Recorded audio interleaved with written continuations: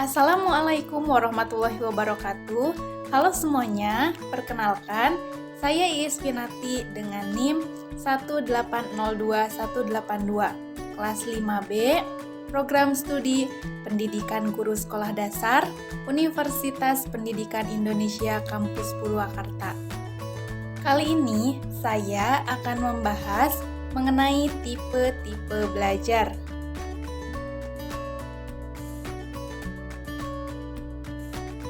Kegiatan utama dalam proses belajar adalah kegiatan menerima informasi.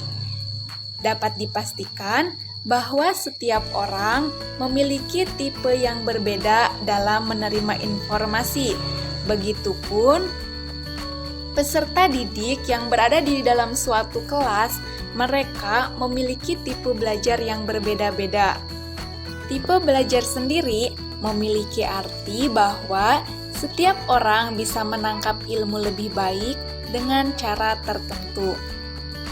Penting sekali untuk kita mengetahui tipe-tipe belajar agar kita dapat dengan mudah menerima materi pelajaran.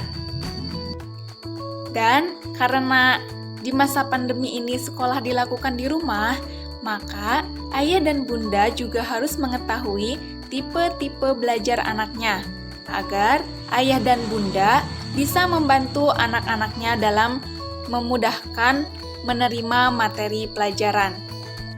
Bagi guru, dengan mengetahui gaya belajar tiap siswa, maka guru dapat menerapkan taktik dan strategi yang tepat baik dalam pembelajaran maupun dalam pengembangan diri.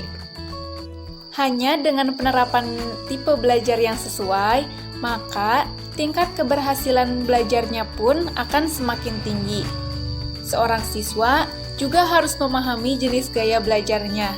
Dengan demikian, ia telah memiliki kemampuan mengenali diri yang lebih baik dan mengetahui kebutuhannya.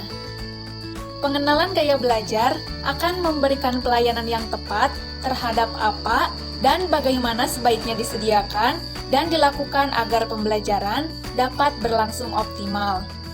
Ada beberapa tipe belajar yang akan saya paparkan. Di antaranya yaitu tipe belajar visual, tipe belajar auditif, tipe belajar kinestetik, tipe belajar taktil, tipe belajar olfaktoris, dan tipe belajar gustatif. Berikut akan saya paparkan satu persatu. Dalam tipe ini, mata atau penglihatan memegang peranan yang penting dalam menerima materi pelajaran. Peserta didik yang memiliki tipe belajar visual akan lebih mudah mengingat mana yang dilihat daripada yang didengar, lebih suka membaca daripada dibacakan, dan dapat membaca dengan cepat, teliti, dan tekun. Yang kedua yaitu tipe belajar auditif.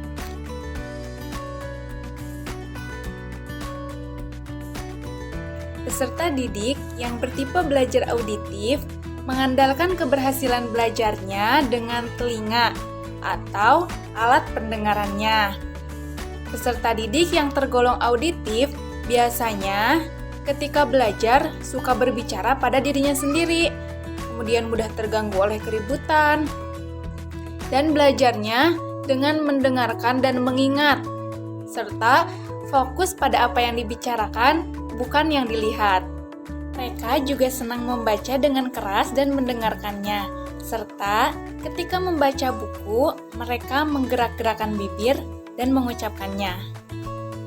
Yang ketiga, tipe belajar kinestetik.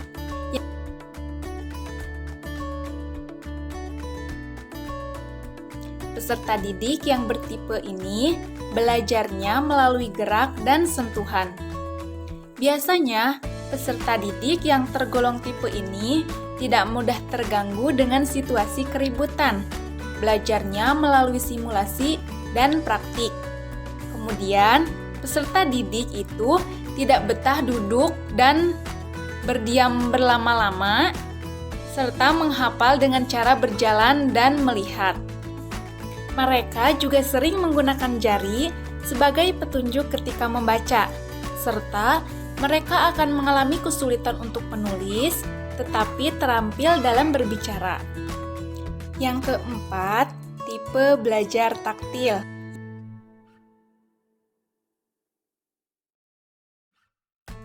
Taktil artinya rabaan atau sentuhan. Peserta didik yang bertipe belajar taktil menyerap materi pelajarannya melalui alat peraba, yaitu tangan atau kulit. Peserta didik yang bertipe taktil biasanya menyukai seni lukis dan seni kriya.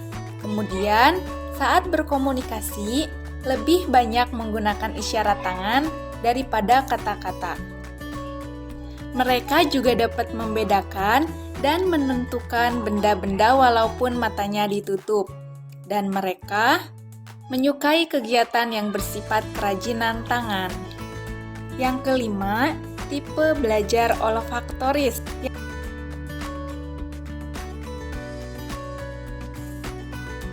Keberhasilan belajar peserta didik yang bertipe olfaktoris tergantung pada indera penciumannya.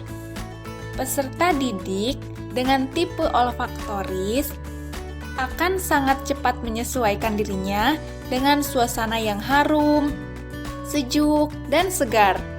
Ciri peserta didik yang bertipe olfaktoris biasanya lebih menyukai suasana belajar yang kondisi kelasnya itu atau lingkungannya harum.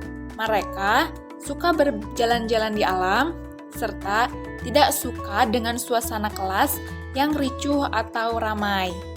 Yang keenam, tipe belajar gustatif.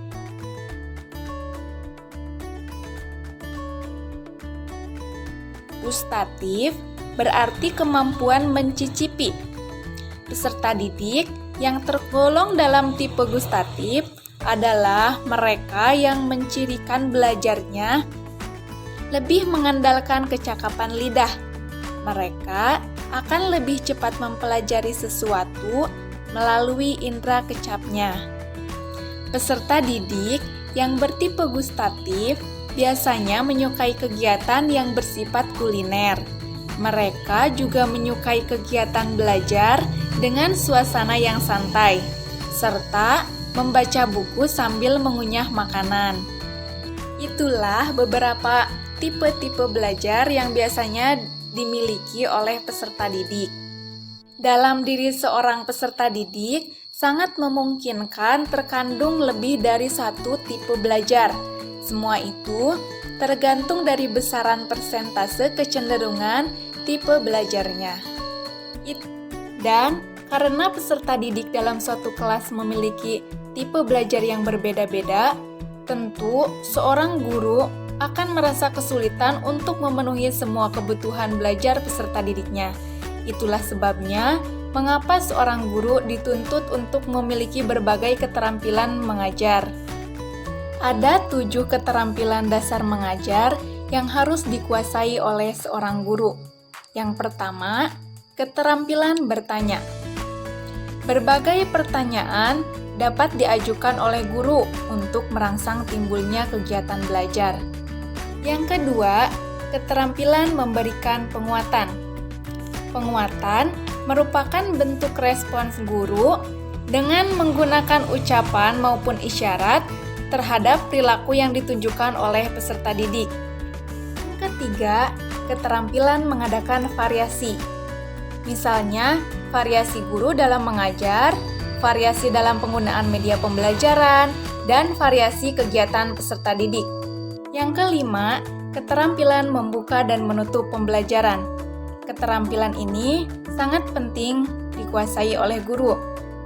Karena ketika pembelajaran itu, keterampilan ini digunakan pada saat membuka dan menutup pembelajaran. Yang keenam, keterampilan membimbing diskusi. Tujuannya untuk mengeksplorasi pendapat dan pandangan dari peserta didik. Dan yang ketujuh, keterampilan mengelola kelas.